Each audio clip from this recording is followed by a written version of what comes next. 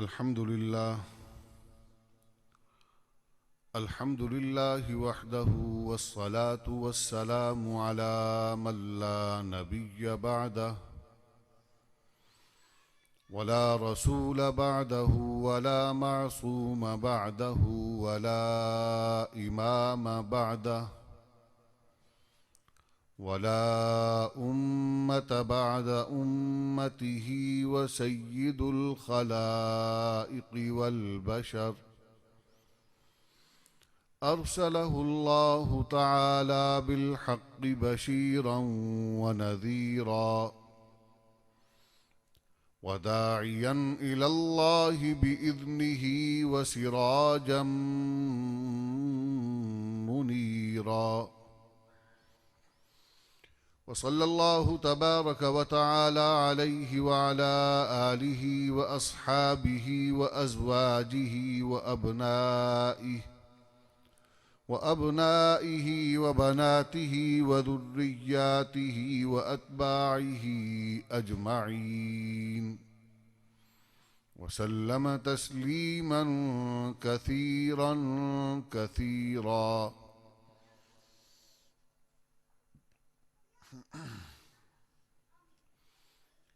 أما بعد، قال الله تبارك وتعالى في القرآن الكريم: أعوذ بالله من الشيطان الرجيم، بسم الله الرحمن الرحيم.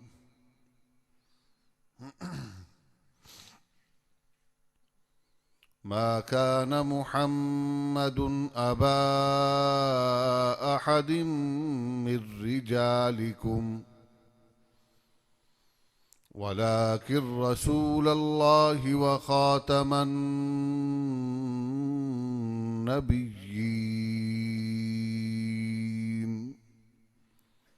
وكان الله بكل شيء عليما.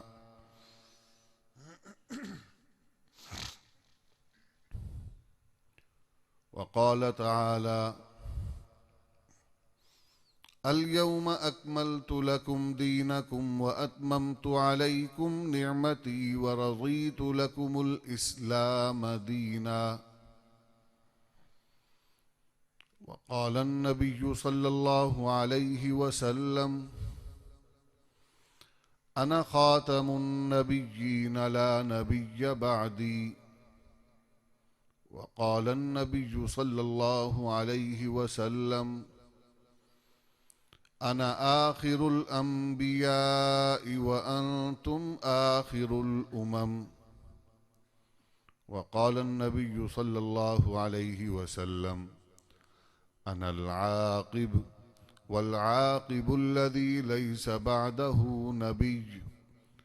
وقال النبي صلى الله عليه وسلم: عليكم بسنتي وسنة الخلفاء الراشدين المهديين، أو كما قال عليه الصلاة والسلام. صدق الله العلي العظيم وصدق رسوله النبي الكريم، ونحن على ذلك لمن الشاهدين والشاكرين، والحمد لله رب العالمين. اللهم أرنا الحق حقا وارزقنا اتباعه. سب حضرات کہیے آمین. وأرنا الباطل باطلا وارزقنا اجتنابه. اللهم اهدنا واهد أولادنا وأولاد المسلمين. اللهم صل على محمد وعلى آل محمد كما صليت على إبراهيم وعلى آل إبراهيم إنك حميد مجيد. اللهم بارك على محمد وعلى آل محمد كما باركت على إبراهيم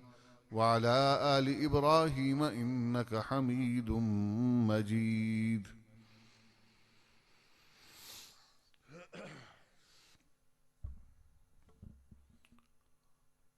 واجب الاحترام علماء کرام، بزرگوں، دوستوں، عزیزوں، تاریخ انسانی میں بہت سے ایام بہت سی نسبتوں اور بہت سے حوالوں سے جانے جاتے ہیں، اور جن ایام کی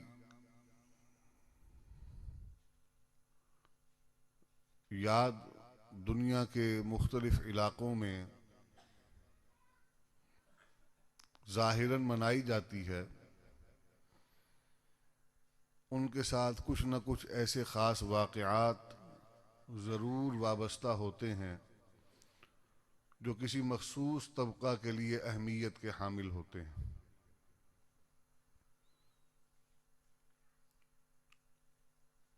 ہندوؤں کے ہاں آپ دیکھتے ہیں کہ تہوار منائے جاتے ہیں، ہولی ہے،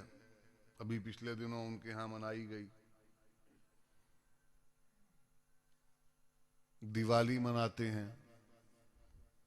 عیسائیوں کے ہاں اسی طرح ایسٹر ہے یا کرسمس ہے، یہودیوں کے ہاں بھی۔ ہر مذہب، ہر کمیونٹی، ہر سوسائٹی اور معاشرے میں کچھ نہ کچھ ایسے ایام ضرور ہوتے ہیں جن کو منایا جاتا ہے، اور اس کے پیچھے کوئی نہ کوئی واقعہ ہوتا ہے، یا کوئی نہ کوئی حادثہ ہوتا ہے، یا کوئی نہ کوئی ایسی نسبت ضرور ہوتی ہے جس کو دہرانے یا یاد کرنے کے لیے وہ عمل کیا جاتا ہے، وہ یاد منائی جاتی ہے۔ پہلی بات تو یہ کہ دین اسلام کے اندر دن یا یوم منانا اس کی گنجائش نہیں ہے۔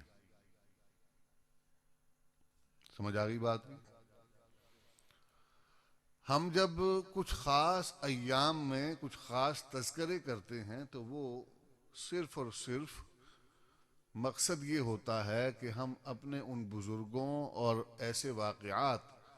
جن کو ہم اپنی آئندہ نسلوں کو یاد رکھوانا چاہتے ہیں ان کا تذکرہ کیا جائے، اور تاکہ آئندہ نسلوں تک اس تاریخ کے اہم ترین باب کا وہ حصہ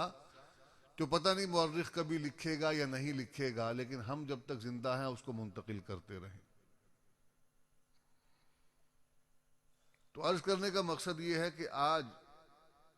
ہم جب اکٹھے ہوئے ہیں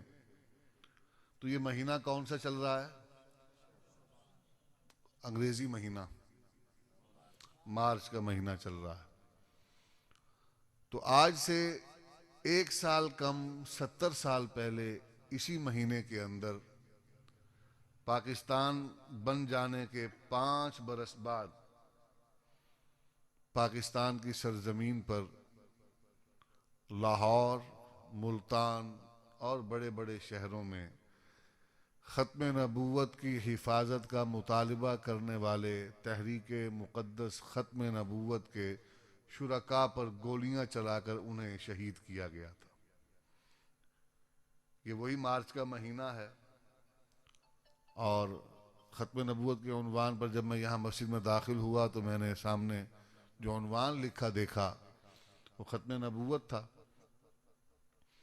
تو میں نے پھر یہ فوراً ذہن میں آیا کہ چلیں ایک موقع مل گیا کہ ہم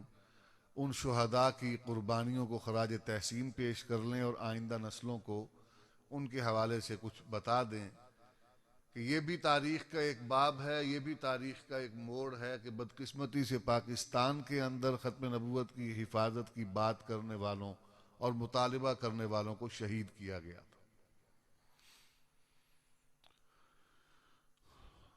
اس تحریک کے حوالے سے کچھ بھی عرض کرنے سے قبل میں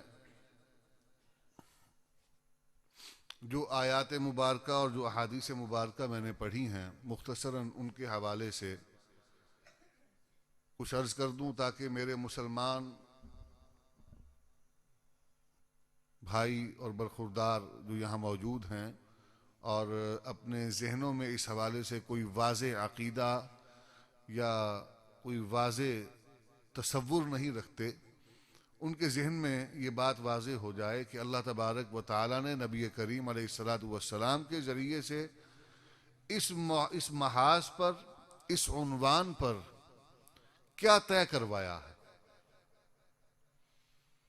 سب سے پہلی بات تو یہ فرمائی کہ دین مکمل ہے، یعنی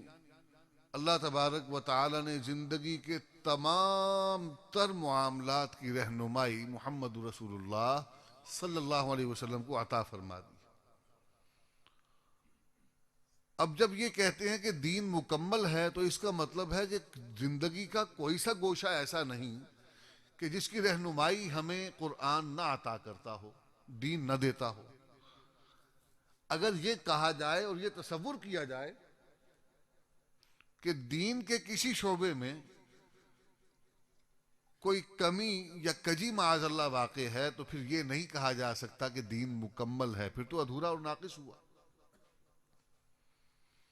مکمل اور تکمیل کا مطلب ہی یہی ہے کہ اس کی ہدایات کامل و اکمل ہیں اور ان کے اندر مزید کسی چیز کی گنجائش نہیں۔ تو یقینی بات ہے کہ جب ختم نبوت کے عنوان پر بات کی جائے گی تو اس کے بھی تمام تر پہلوؤں کی رہنمائی دین کے اندر موجود ہے، کہ جہاں اس عقیدے کے تحفظ کی بات ہے، اس عقیدے کی بات ہے، وہیں یہ بھی تو ہوگا نا کہ جو لوگ اس عقیدے کو نہیں مانتے ان کی حیثیت کیا ہے، ان کے ساتھ میرا اور آپ کا رسم و راہ کتنا ہونا چاہیے، اور ان کے ساتھ اگر آمنا سامنا ہو، مٹھ بھیڑ ہو تو کیا کرنا چاہیے،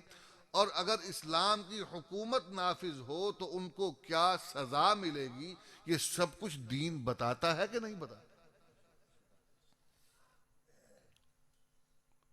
اب آگے چلتے ہیں۔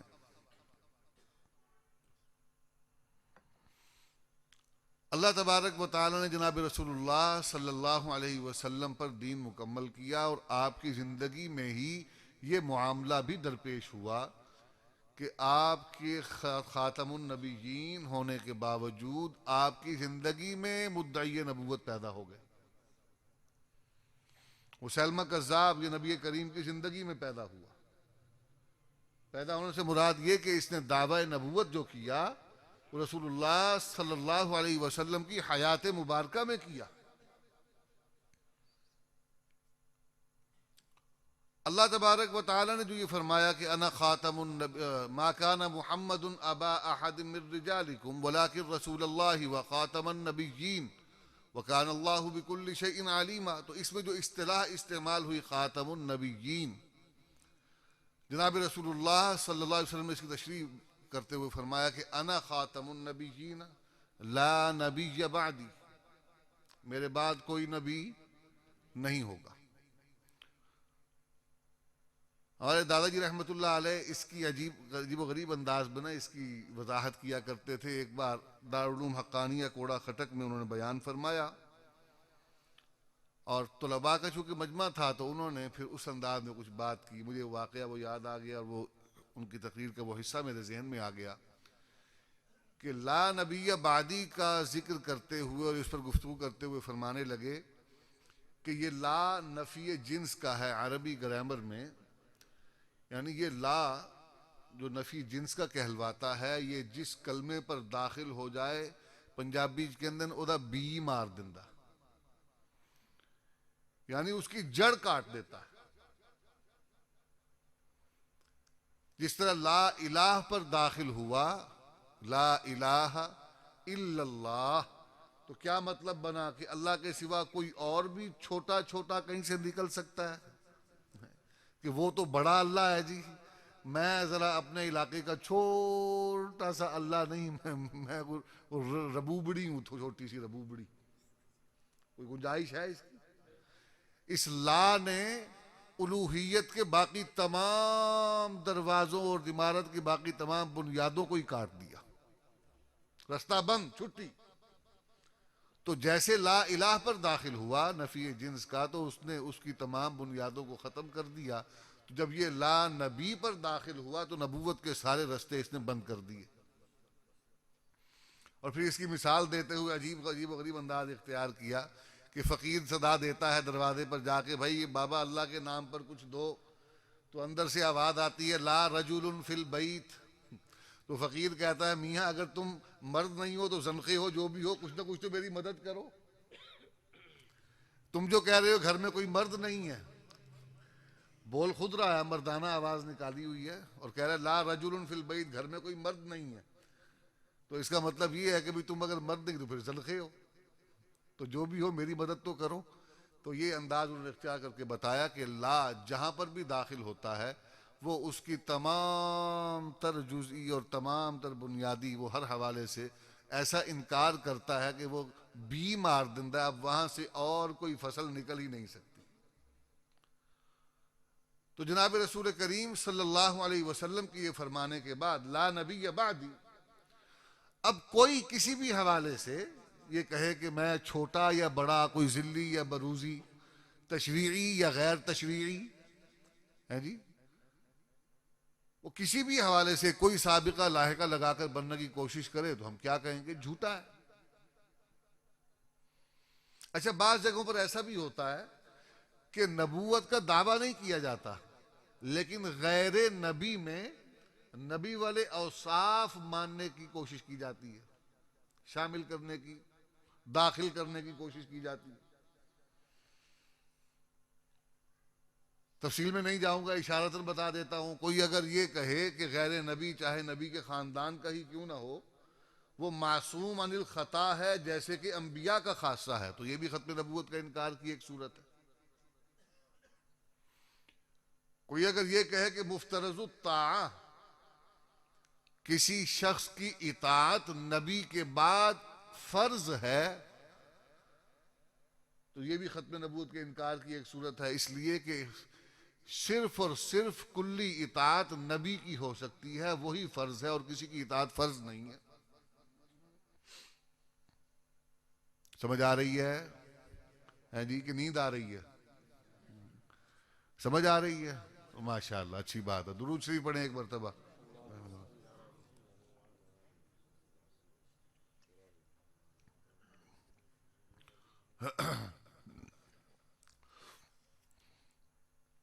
تو پتہ چل گیا نا کہ اللہ تبارک و تعالی نے تمام دروازے بند کر دیے.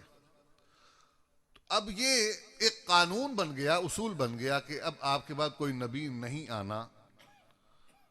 تو رسول کریم صلی اللہ علیہ وسلم کے زمانے میں مسیلمہ کذاب کا دعوی نبوت کرنا اور رسول اللہ صلی اللہ علیہ وسلم کا اس کے خلاف خروج کا فیصلہ فرمانا، اور پھر آپ کا اس کے اسی درمیان اسی موقع پر قریب قریب کے زمانے میں آپ کا سانحہ ارتحال، آپ کا وصال ہو جانا، انتقال ہو جانا، اور پھر اس کے بعد جناب ابوبکر صدیق رضی اللہ تعالی عنہ کا مسند خلافت پر متمکن ہونا، خلیفہ بلا فصل بننا، اور اپنے ابتدائی فیصلوں میں مسیلمہ کذاب کے خلاف جہاد کا اعلان کرنا، یہ بتاتا ہے کہ یہ معاملہ کس قدر اہمیت کا حامل ہے. تاریخ کا تھوڑا سا مطالعہ کیا جائے تو پتہ یہ چلتا ہے کہ نبی کریم کے زمانے میں جتنی جنگیں ہوئی ہیں ان تمام تر جنگوں میں مسلمان شہداء کی تعداد کو اگر ایک طرف کر دیا جائے اور ایک جنگ یمامہ جو مسیلمہ کذاب کے خلاف ہوئی اس کے شہداء کو ایک طرف کر دیا جائے تو تعداد میں اس جنگ کے شہداء تمام جنگوں سے زیادہ. اور جناب صدیق اکبر رضی اللہ تعالی عنہ کا اس حوالے سے عزم، ثبات اور جوش و جذبہ جہاد وہ ایسا تھا کہ محسوس یوں ہوتا ہے، تاریخ جب پڑھی جائے، سیرت کا مطالعہ کیا جائے، کہ ابو بکر شاید پوری امت کو بھی قربان کر دیتے نہیں، ختم نبوت پر آنچ نہ آنے دیتے. یعنی وہ آپ دیکھیے کہ اس جنگ میں شرکت کے لیے ان لوگوں کو بھی بلا لیا گیا جن کو اس وجہ سے رخصتیں مل چکی تھیں کہ تم فلاں جنگ میں شریک ہوئے نبی کریم کی معیت میں، لہذا تم پر اب بعد میں بہت سی آسانیاں کر دی گئیں، تمہیں اب آئندہ کسی مارکے میں جانے کی ضرورت نہیں. لیکن مسیلمہ کذاب کے خلاف جب مارکہ درپیش ہوا تو ان تمام کو بلا کے شامل کیا گیا. یعنی پوری امت کے طبقات کی نمائندگی تھی اس کے اندر. اور ایک بات اس میں یہ بھی ذہن میں رکھیے، مسیلمہ نے یہ نہیں کہا تھا کہ رسول کریم صلی اللہ علیہ وسلم کے بعد جس طرح انہوں نے ساری انسانیت کو مخاطب کر کے نبوت کا اعلان فرمایا تھا، میں پورے کرۂ ارضی کا نبی ہوں، یہ نہیں کہا تھا اس نے یہ انداز اختیار کیا کہ جس علاقے میں میں رہتا ہوں اس خطے کا نبی میں ہوں، باقی خطہ آپ اپنے پاس رکھ لیں۔ اور نبی کریم علیہ الصلوۃ والسلام نے صلح حدیبیہ کی، میثاق مدینہ کیا۔ میں تھوڑا سا اس حوالے سے عرض کر دیتا ہوں، جب رسول کریم صلی اللہ علیہ وسلم مکہ مکرمہ سے مدینہ منورہ تشریف لائے تو مدینہ کے اندر یہودی رہتے تھے۔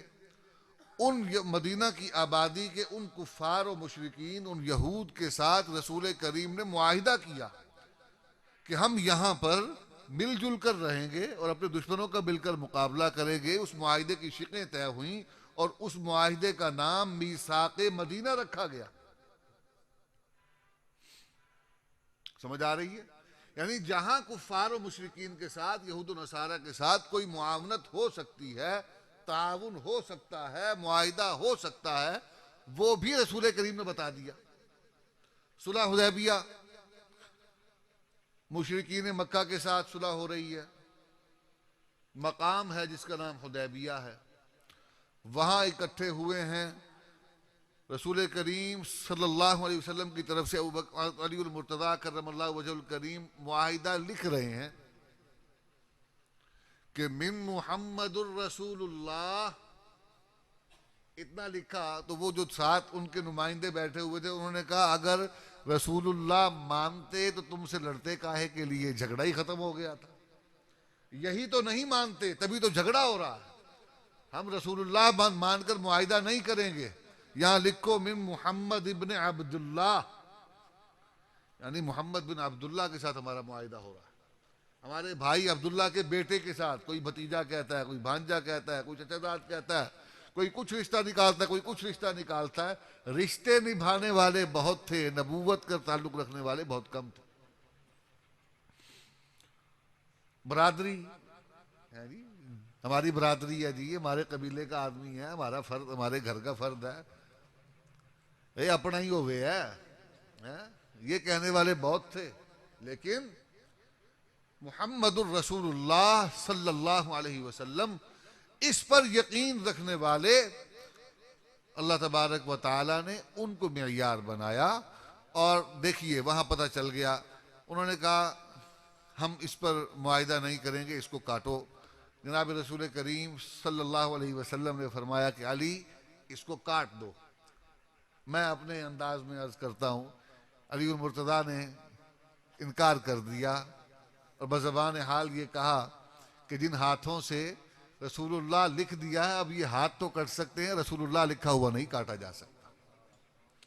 جناب نبی کریم علیہ الصلوۃ والسلام نے لے کر اتنا حصہ کاٹ کر معاہدہ کر کے بتایا کہ کس حد تک امن قائم کرنے کے لیے کفار و مشرکین سے معاہدہ کیا جا سکتا ہے۔ میری بات سمجھ آ رہی ہے جی؟ لیکن یہ دیکھیے، میں عرض یہ کرنا چاہ رہا ہوں کہ بعض معاملات ایسے ہیں کہ صلح ہونے کے باوجود جناب رسول کریم صلی اللہ علیہ وسلم جیسی خبر آتی ہے کہ وہ مکہ میں گئے ہوئے عثمان ابن عفان،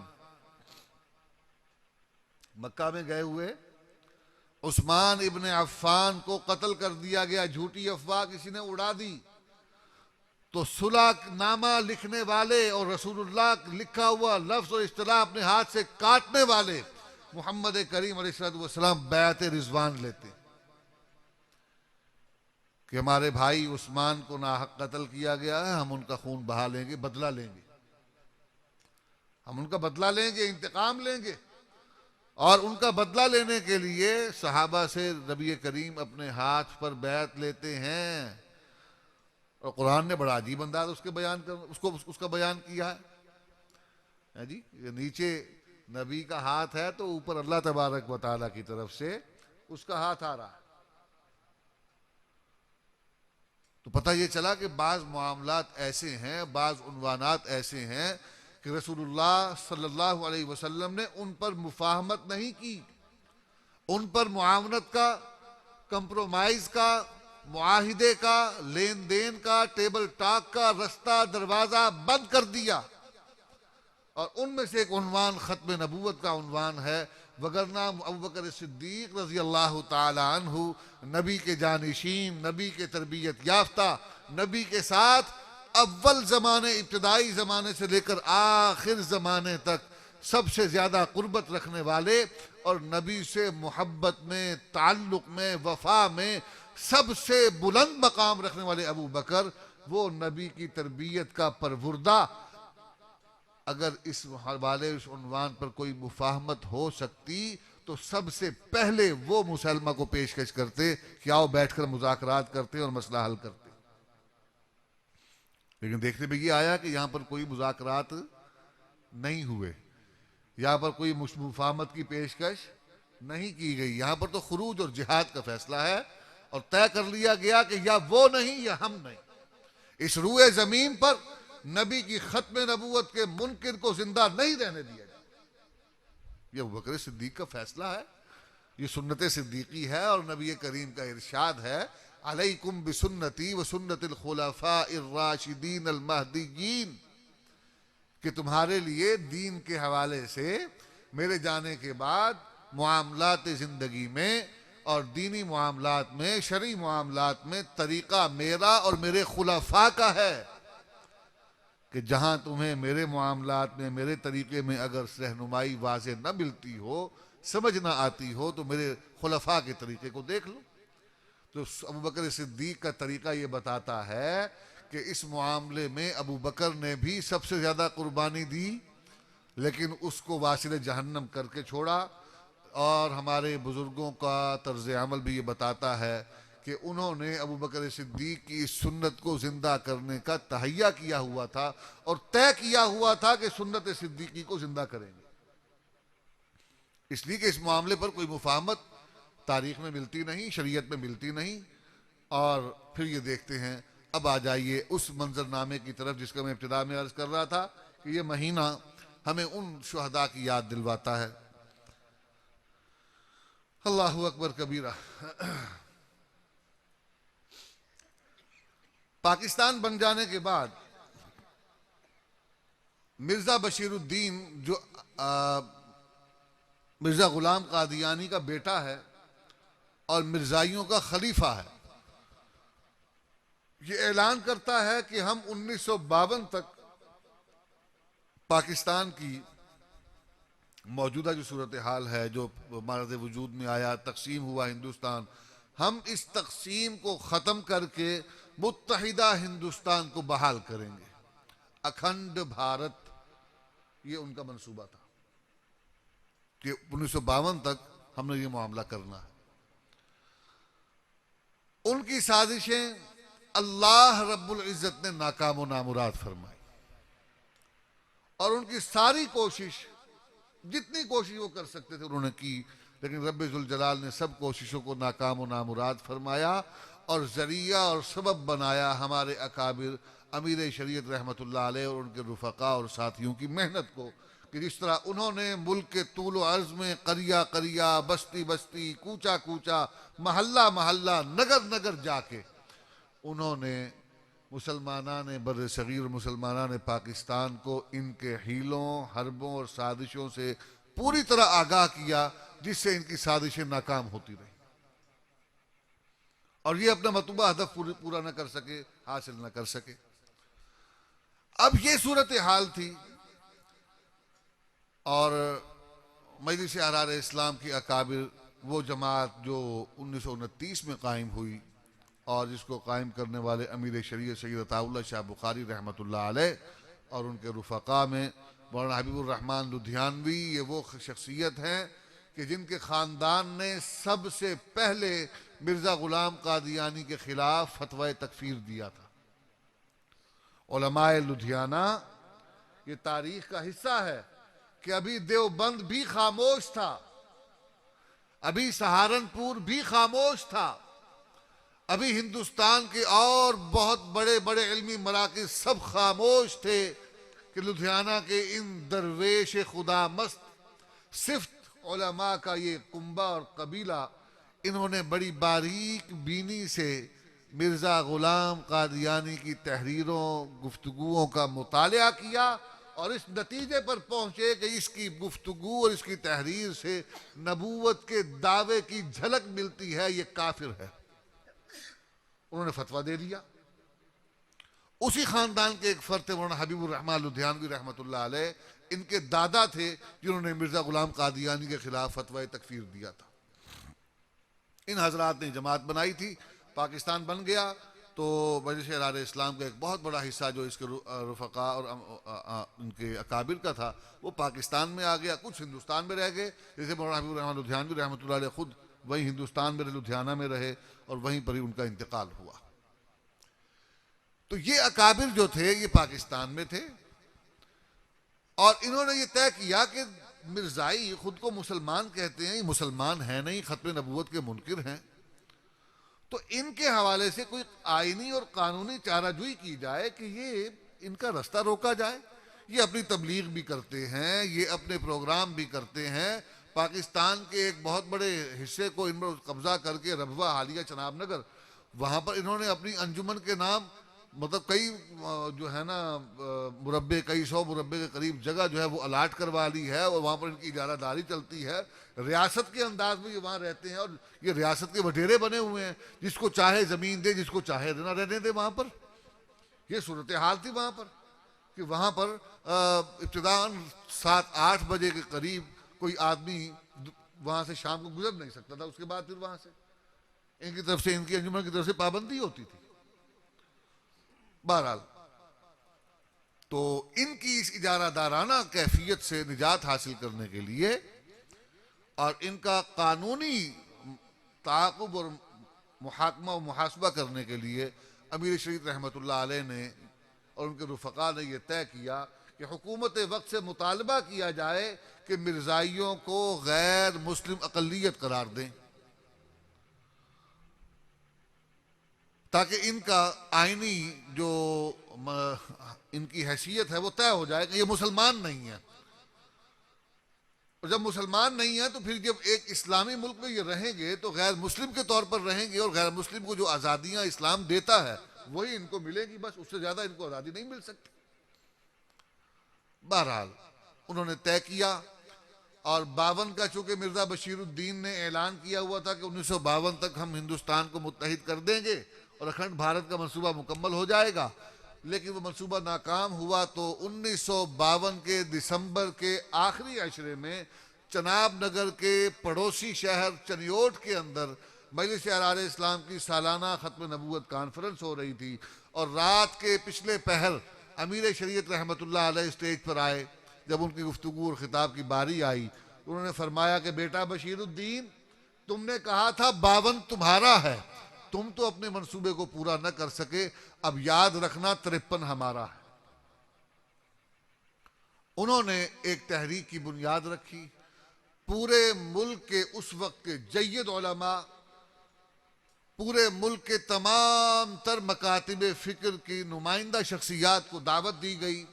ایک کمیٹی تشکیل دی گئی جس کا نام مجلس عمل تحفظ ختم نبوت رکھا گیا۔ اس کے اندر 9 جماعتیں تھیں، ہر مسلک کی نمائندہ جماعت تھی، ہر فریق جو تھا، ہر مسلک جو تھا اس کے تمام تر بڑی شخصیات اس کے اندر شامل تھیں، کچھ دین پسند اور تنظیمیں بھی ایسی جو مختلف طبقات سے تعلق رکھتی تھی وہ بھی اس کے اندر شامل تھیں، یعنی 9 جماعتیں تھیں کل، اور باقی نمائندہ شخصیات تھی مختلف علاقوں کی، پاکستان کی بڑے بڑے نامور لوگ تھے، وہ اس کمیٹی کا حصہ تھے، اور اس کمیٹی کے اندر پھر مطالبات طے کر کے حکومت سے مذاکرات کیے گئے۔ حکومت وقت نے جواباً یہ کہا کہ ابھی ہمارے حالات ٹھیک نہیں ہیں، اگر آج ہم مرزائیوں کو غیر مسلم اقلیت قرار دیتے ہیں، ان پر پابندیاں لگاتے ہیں، تو انٹرنیشنل اسٹیبلشمنٹ ہم پر پابندیاں لگا دے گی، ہماری گندم بند کر دی جائے گی۔ اس وقت امریکہ سے گندم لینے کا معاملہ چلا کرتا تھا، ہماری گندم بند کر دی جائے گی، امریکہ ہم پر پابندی لگا دے گا، اور انٹرنیشنل جو ادارے ہیں، عالمی جو طاقتور ادارے ہیں بین الاقوامی، وہ ہم پر پابندیاں لگا دیں گے، ہمارے لیے پریشانیاں پیدا ہوں گی، لہذا ہم فی الحال یہ پابندی لگانے سے قاصر ہیں۔ میں نے ابتداً وہ ساری گفتگو جو آپ کے سامنے کی کہ اس معاملے پر کمپرومائز نہیں ہو سکتا تھا، مفاہمت نہیں ہو سکتی. دین کی تعلیمات کی روشنی میں جو ہو سکتا ہے ہو جائے, جو ہوتا ہے ہو جائے. ختم نبوت پر سودے بازی نہیں ہو سکتی. وہاں پر تو جان قربان کرنے کا کہا گیا ہے, اور جانیں قربان ہوئی ہیں. آقا کی ختم نبوت کی حفاظت کے لیے صحابہ نے اپنے خون اور پسینہ نہیں, اپنے خون کی ندیاں بہائیں ہیں. اور اس عمارت کی تعمیر میں صحابہ کی ہڈیوں کا گارا ہے اور ان کے خون کا پانی لگا ہوا ہے. پھر جا کر یہ حفاظت کا حصار اور قلعہ تعمیر ہوا ہے ختم نبوت کی. لیکن پاکستان اسلام کے نام پر بننے والے ملک کے بد نصیب حکمران, بلکہ بد نصیب عوام, جن کو ایسے حکمران ملے کہ انہوں نے کہا کہ ہم ختم نبوت کے منکرین کی آئینی حیثیت نہیں طے کر سکتے, امریکہ ساری کڑک بند کر دی سی. دیکھ رہے ہیں آپ, سمجھ آ رہی ہے بات کی. اب اس صورتحال کو سامنے رکھیے اور آپ اپنے ذہن میں بتائیے کہ اب اس صورتحال کے اندر ہمارے بزرگوں کو کیا کرنا چاہیے تھا. یعنی ایک غیرت مند مسلمان جو نبی کریم علیہ الصلوۃ والسلام کی ختم نبوت کی حفاظت کرنا اور کروانا چاہتا ہے, وہ آئین کے دائرے کے اندر, قانون کے دائرے کے اندر رہتے ہوئے بڑے سے بڑا قدم کیا اٹھا سکتا تھا. انہوں نے سول نافرمانی کا فیصلہ کر لیا کہ ہم حکومت کی رٹ تب تک نہیں مانیں گے جب تک حکومت مرزائیوں کو ان کی آئینی حیثیت طے نہیں کر دیتی, غیر مسلم اقلیت قرار نہیں دیتی. اس کمیٹی کے اندر فیصلہ ہوا, مجلس عمل تحفظ ختم نبوت, اس کمیٹی میں فیصلہ ہوا. بعض حضرات جو اس فیصلے میں شامل تھے وہ بعد میں مکر بھی گئے. اشارہ بھی کر دیتا ہوں, اور جو مکرے تھے انہی کو سب سے بڑی سزا ہوئی, سزائے موت. دنیا سے رخصت ہو گئے. جی اللہ تعالیٰ ان کی مغفرت فرمائے. ایک مسلمان تھا, مسلمان اگر گمراہ بھی ہو جائے تو اس کے لیے دعائیں مغفرت کر دینی چاہیے کہ مسلمان تو تھا, چلو کلمہ گو تھا, اس کو اگر کوئی تھوڑی بہت کوئی جو ہے وہ دھوکہ ہو گیا کسی معاملے میں تو اللہ تعالیٰ اس سے نرمی کا معاملہ فرمائے, رحم کا معاملہ فرمائے. بھئی اگر کوئی دنیا سے اچھی حالت میں نہیں گیا یا جس حالت میں بھی گیا ہے, اگر وہ آخرت میں اللہ تبارک و تعالیٰ سے زجر پائے گا, توبیخ ہوگی, تو مجھے اس کا کیا فائدہ یا نفع, یا آپ کو اس کا کیا فائدہ و نفع ہے. جی اللہ تعالیٰ اس کی مغفرت فرمائے, دعائیں مغفرت کر دینی چاہیے. اور دین کا طریقہ بھی یہی ہے, دین کے تعلیمات بھی یہی ہیں, اور یہ اس میں حسن ہے, اس میں اچھائی ہے کہ فوت شدگان کا ذکر اچھے انداز میں کیا کرو. اذکروا موتاکم بالخیر,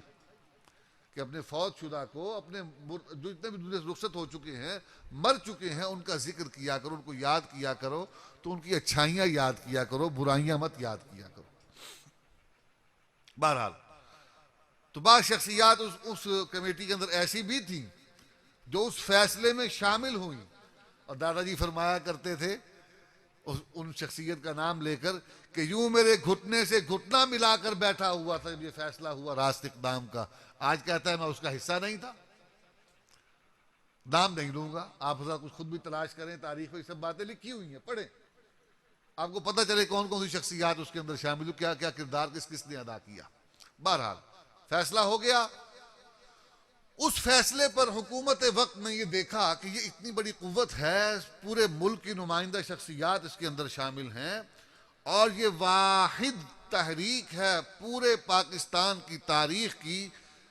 جس کو یہ کہا جا سکتا ہے کہ صحیح معنی میں تحریک تھی, کہ جس کے اندر سرکاری ملازمین نے سرکاری دفتروں کو تالے لگا دیے اور خود تحریک کا حصہ بن گئے. یہ صورتحال پیدا ہو چکی تھی. یعنی وہ ہمارے بڑوں کی, بزرگوں کی محنت اور اللہ تبارک و تعالیٰ کے ہاں اس محنت کی قبولیت کا یہ عالم تھا کہ خود سرکاری ملازمین تھے تو مسلمان نا, وہ جیسے کیسے بھی تھے, لیکن ختم نبوت کے نام پر اس تحریک کا حصہ بنے, دفاتر کو تالے لگا دیے. تو حکومت نے جب یہ سارے مناظر دیکھے, یہ عالم دیکھا, تو یہ پھر درخواست گزار ہوئے محافظان قوم کی طرف کہ بات ہمارے بس سے باہر ہو گئی ہے, فوج کو کنٹرول سنبھالنا پڑے گا. جنرل اعظم نامی جنرل تھا, اس کو ایک بٹالین دے کر بھیجا گیا. لاہور مرکز تھا, اور لاہور کے اندر چونکہ تحریک کی بنیاد رکھی گئی تھی اور تحریک کا آغاز وہاں سے ہو رہا تھا, تو وہاں پر جزوی مارشل لا، یہ ایمرجنسی کا نفاذ کر دیا گیا اور یہ کہہ دیا اب کوئی جو ہے وہ گھر سے نہ نکلے، اور جو نکلے گا اس کی ذمہ داری اسی کے سر پر ہوگی، اور یہ جو پروگرام بنائے گئے ہیں یہ سول نافرمانی راست اقدام کا، اب اس پر جو ہے وہ جو حکومت کی طرف سے اقدام ہو سکتا ہے وہ کیا جائے گا، اور سخت فیصلے جیسے وہ ہمارے یہاں پر بھی وہ ایک تھا نا 20 سال پہلے، وہ جو آج کل ویل چیئر پر ہے اور بجو جیسی شکل لے کر بیٹھا ہوتا ہے، پیجو، پرویز مضرت، جانتے ہیں نا، نام سنا ہوا آپ حضرات نے؟ وہ ہم آہنی ہاتھوں سے نمٹیں گے، تو یہ نیا کام نہیں ہے، یہ پرانا کام ہے ان کا۔ انہوں نے بھی یہی کہا، ہم آہنی ہاتھوں سے نمٹیں گے ان کے ساتھ جو ریاست کی رٹ کو چیلنج کریں گے، جو ریاست کی ریٹ کو چیلنج کریں گے ہم ان سے آہنی ہاتھوں سے نمٹیں گے۔ تمام تر قیادت، کبیر شریف رحمۃ اللہ علیہ کراچی میں تھے، وہاں پر ایک جلسے سے مخاطب تھے، جلسے سے فارغ ہوئے، صبح جو ہے جہاں مقیم تھے وہاں پولیس آ گئی، گرفتار کر دیا گیا، تمام قیادت کے جتنے بڑے بڑے سربراہ تھے ان سب کو گرفتار کیا گیا اور سکھر جیل میں ڈال دیا گیا۔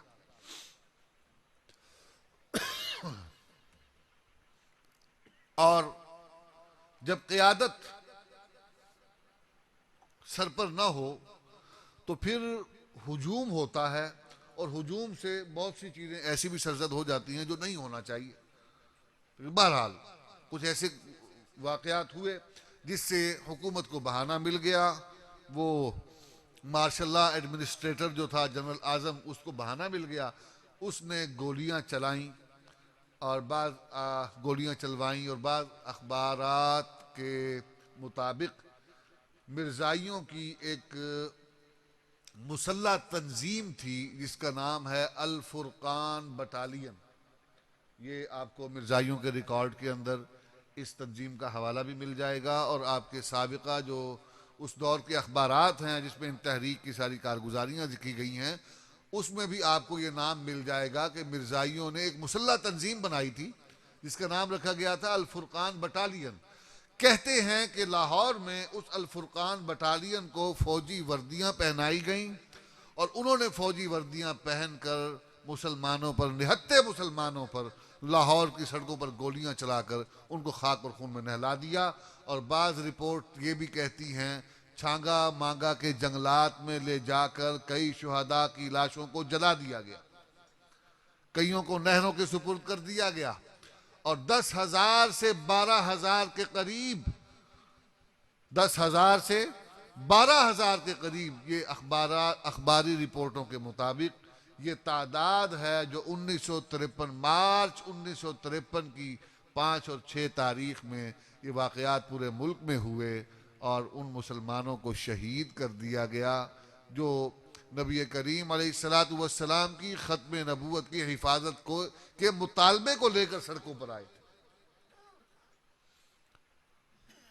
رحمہم اللہ تعالی وارضا، اللہ تعالیٰ نے ان کی قربانیاں یقیناً قبول فرمائیں، اور خون جو ہے یہ رائے گاہ نہیں جاتا، خون بے گناہی رائے گاہ نہیں جاتا۔ آج الحمدللہ ہمارے سامنے ہے کہ پاکستان کے آئین کے اندر وہ مرزائیوں کو غیر مسلم اقلیت بھی قرار دیا جا چکا ہے، اور امتناع قادیانیت آرڈیننس کے ذریعے ان کی حدود و قیود کا بھی تعین کر دیا گیا ہے۔ یہ اپنے آپ کو مسلمان نہیں کہہ سکتے، اپنی عبادت گاہ کو مسجد نہیں کہہ سکتے، مسجد کی طرز پر اپنی عبادت گاہ تعمیر نہیں کر سکتے، کوئی کلمہ، کوئی شاعر اسلامی یہ اپنے ساتھ استعمال نہیں کر سکتے، اپنے نام کے ساتھ نہیں استعمال کر سکتے۔ اس طرح کی چیزیں اور اس طرح کی باتیں جو تھیں جن کے ذریعے سے ان کا راستہ روکا جا سکتا ہے، جس حد تک اللہ تبارک و تعالیٰ کی توفیق سے، ہمارے بزرگوں کی محنت سے، اور بالخصوص اللہ کی بارگاہ میں شہدائے ختم نبوت تحریک مقدس 1953 کی قربانی کی قبولیت کے نتیجے اللہ تبارک و تعالیٰ نے یہ آئین میں ترمیم کا دروازہ کھلوایا، اور پھر پاکستان کی تاریخ میں یہ موڑ سارے طے ہوئے۔ الحمدللہ آج پاکستان میں آئینی طور پر مرزائی غیر مسلم اقلیت ہیں، اور ان کے خلاف آئینی طور پر جو ایک دائرہ ہے ایک جال ہے وہ پوری طرح بنا ہوا موجود